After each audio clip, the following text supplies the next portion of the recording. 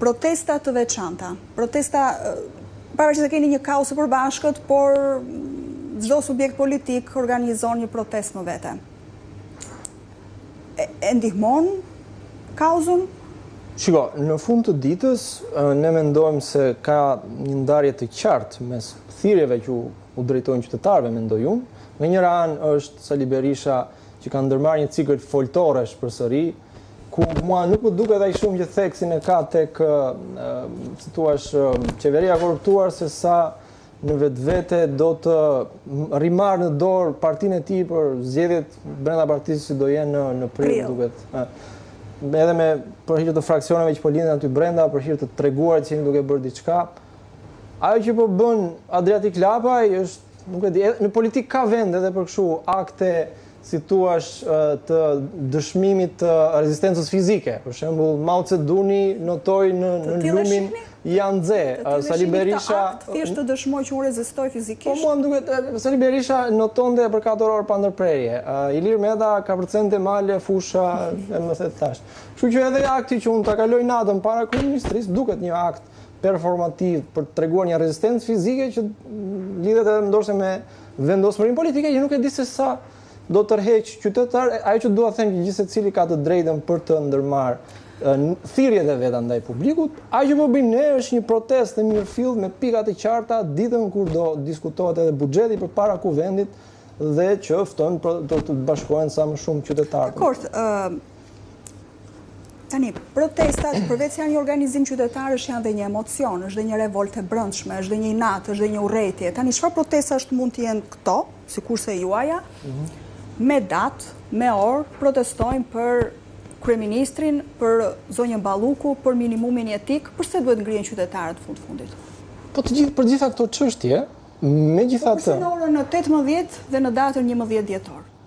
Shiko, ajo që bëjmë ne është që, siç thash, i krijojmë një platformë qytetarëve për të ardhur dhe për të shprehur, le të themi, atë kundërshtinë e tyre. Pastaj, se sa prej tyre e besojnë se nëpërmjet saj mund të arrihet diçka ose jo, kjo ngelet për të parë dhe për të dëshmuar, por në fund të ditës, për shembull, nëse shohim dhe vendet afër nesh në rajon. Pra kemi protestën e fermerëve në Greqi, kemi protestat masive në Bullgari, kemi protestën e studentëve në Serbi.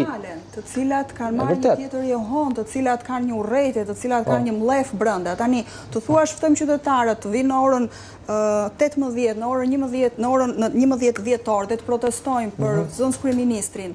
Po shikoj se e kanë fjalën me njoftimin. A ka sens protesta me orë, me orar, me ditë? Protesta nis me, si thua, me nismën e dikujt të një subjekti dhe pastaj mbarojnë 2 orë dhe shkojnë në shtëpi. Jo, për shembull ju kujtoj rastin e protestës studentore të vitit 2018, e cila dhe ajo atëherë lindi për një kërkesë minimale që kishin studentët për një tarifë shtesë, le të themi, për provimet, dhe që eventualisht u përshkallëzua. Pikërisht, e përmendin politikanët, e përmendin aktivistët. Pikërisht, pra, është një moment që mund të në literaturë njihet si pika e vlimit të protestave, ku për një shkëndit vogël, një çast, një moment caktuar, gjithë bëhen bashkë dhe sa më shumë afrojnë, aq më shumë tërheqin me vete. Dhe ne, ajo që po përpiqemi të bëjmë është pikërisht të testojmë këtë moment të shoqërisë shqiptare. A ka ardhur ky moment ku gjithë duhet ngrihen dhe të protestojmë për një situatë të jeta normale siç e përshkrova në fillim. Dua të kujtoj diçka tjetër që për hir të së vërtetës në Shqipëri sa shtrohet shpesh pyetje pse nuk ngrihen të protestojnë shqiptarët.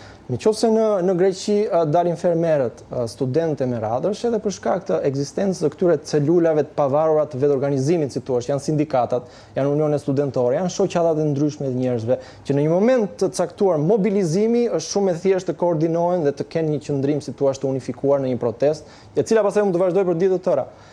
Në Shqipëri, individi, qytetari, ndihet tehet i vetëm për shkak të mungesës së këtyre grupimeve, celulave, siç thash, institucioneve që ose duhem t'i quajmë, që ne në fakt jemi përpjekur t'i ngrem të pavarura dhe në universitete dhe në sindikatat pavarur, por që sigurisht është një rrugtim i vështirë nga i cili duhet kalojë Shqipëria. Është mungesa e këtyre celulave apo e sindikatave, apo se shqiptarët nuk i besojnë politikës, as të vjetërve dhe as të rinjve? Sigurisht që nuk i besojnë politikës, ose le të themi që në 35 vjet janë zhgënjur pafundësisht nga politika. Dhe detyra e një subjekti të ri, si Lëvizja Bashkë, është që të të ndërtoj këtë kredibilitet, le të themi, të qytetarët, i cili do vi me kohë, fal konsistencës tonë, fal aftësisë tonë për ta përçuar mesazhin tonë, për të bërë gjën e dur në momentin e dur, por ky është një rrugtim politik. Por që shqiptarët janë të Ku jeni në këtë rrugtim? besoj se jemi në rrugën e duhur.